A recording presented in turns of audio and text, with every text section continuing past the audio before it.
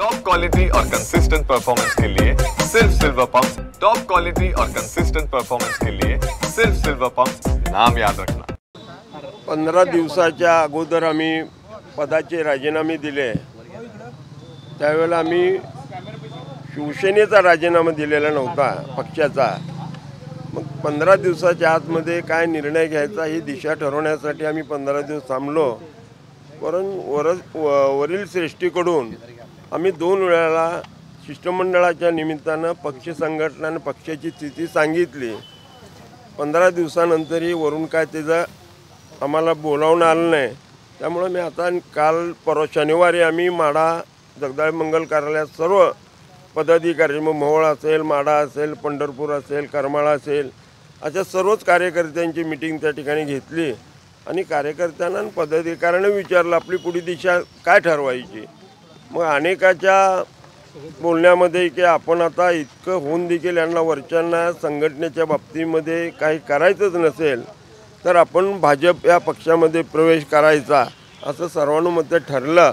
आणि त्याप्रमाणे आम्ही काल माननीय पालकमंत्री गोरेसाहेब शिवाजी सावंत सरांची भेट झाली आणि त्यांनी सांगितलं की बाबा तुम्ही भाजपमध्ये या। त्याप्रमाणे सरांची आणि काल ज्या वेळेला मुख्यमंत्री या ठिकाणी आले त्यावेळेला माननीय पालकमंत्री आणि मुख्यमंत्र्याची भेट घालून दिली आणि सविस्तर चर्चा केली। त्यानंतर 2-3 दिवसामध्ये मुंबईला बोलवतो, चर्चा करूया, प्रवेश कुठं घ्यायची याची चर्चा करून निर्णय घेऊ। कोण कोण प्रवेश करणार आहे त्यामध्ये?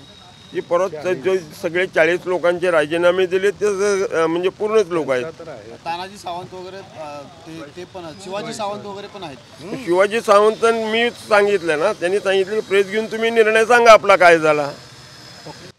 आजच आपल्याला माध्यमातून कळालं की काही पदाधिकारी भारतीय जनता पार्टीमध्ये प्रवेश करणार आहेत। खास करून दिलीप भाऊ कोल्हे असतील, हरिभाऊ चौगुले असतील, समर्थ मोठे असतील, या लोकांनी मला वाटतं आता कॅमेऱ्यासमोर येऊन त्यांची भूमिका स्पष्ट केलेली आहे। काही दिवसासाठी दिलीप भाऊ राष्ट्रवादीतून शिवसेनेत आले होते, त्यांनी आम्हाला खूप असं मार्गदर्शन केलं, ते ज्येष्ठ नेते आहेत आणि आता खऱ्या अर्थानं भारतीय जनता पार्टीला त्यांच्या अनुभवाची कामाची गरज असल्यामुळं त्यामुळे ते आता भारतीय जनता पार्टीत प्रवेश करत आहेत।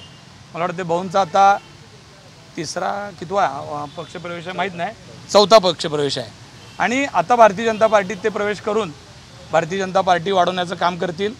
आमची युती आहे, जरी ते आमचे जुने सहकारी असतील त्यांच्याबद्दल आमचं कुठलंही दुमत नाही आहे। शेवट दिल्या घरी सुखी राहा, काम करा, तिथं राहून ज्या इथं काही गोष्टी घडल्या तर न होता तिथंसुद्धा एकोपा ठेवण्याकरता ह्या सगळ्या मंडळींना काम करावं, त्यांना खूप खूप शुभेच्छा देतो। आणि आम्ही एकनाथ शिंदे साहेबांच्या नेतृत्वात शिवसेना वाढीसाठी प्रचंड मोठ्या प्रमाणामध्ये स्थानिक स्वराज्य संस्थेसाठी येणाऱ्या काळात काम करणार आहोत आणि अनेक प्रवेश शिवसेनेत होणार आहेत। अवघ्या काही दिवसामध्ये तुम्हाला लक्षात येईल की शिवसेनेमध्ये प्रवेश करणाऱ्यांची रांग जरी 2-3 पदाधिकारी गेले तरी हजारोच्या संख्येनं काही आदर पक्षातनं शिवसेनेमध्ये येताना आपल्याला बघायला मिळेल। भाऊ, खरं तर शिवाजी सावंत देखील भाजपच्या वाटेवर आहेत, तुम्ही त्यांच्या नेतृत्वाखाली अनेक वर्ष काम केलेले आहेत। प्राध्यापक शिवाजीराव सावंत सर हे अतिशय ज्येष्ठ नेते आहेत, त्यांचा शिवसेनेला खूप उपयोग झालेला आहे। ज्येष्ठ नेते आहेत, त्यांनी शिवसेना वाढीसाठी काही प्रयत्न केला आहे, पण आज काही कारणाने ते पक्ष सोडत आहेत। मला असं वाटतं त्यांच्या स्थानिक राजकारणाचा, त्यांच्या कौटुंबिक राजकारणाचा हा निर्णय आहे का काय असं वाटतं आहे। त्याच्यामुळं ते जिथं जातील तिथं त्यांचं नेतृत्व करण्याचं काम करतील आणि त्यांनाही सुद्धा माझ्या खूप शुभेच्छा आहेत। आज भारतीय जनता पार्टी येत आहे, युती आहे, त्यामुळे आम्हाला सुद्धा आज जरी तिकडे गेले असले तरी पुन्हा मांडीला मांडी लावून बसायचं आहे।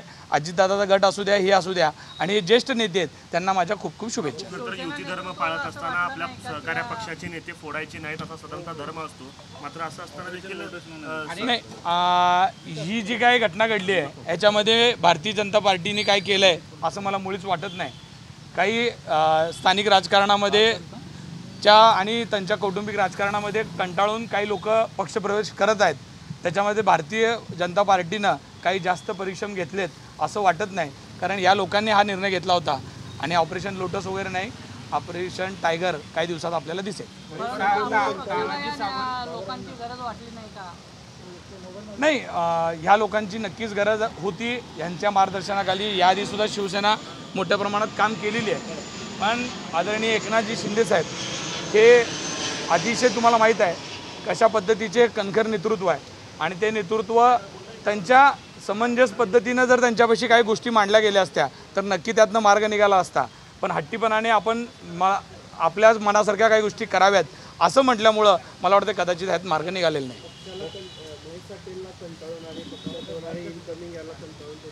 मी इतर कुणाच्या नावावर काय चर्चा करणार नाही.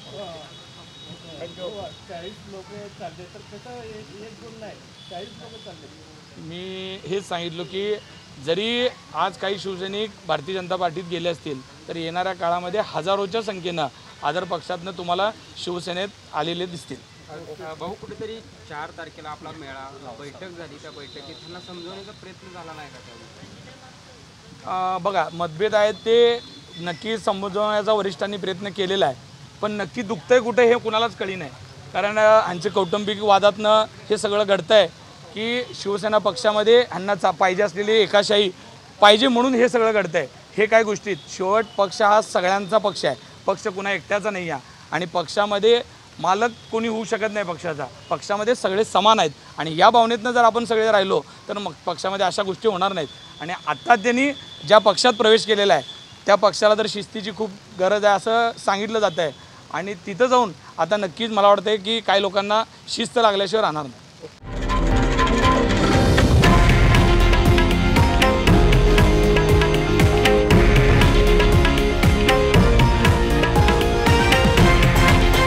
हे आहे देशातील नंबर 1 न्यूज नेटवर्क आणि आपण पाहत आहात TV9 मराठी, एकमेव.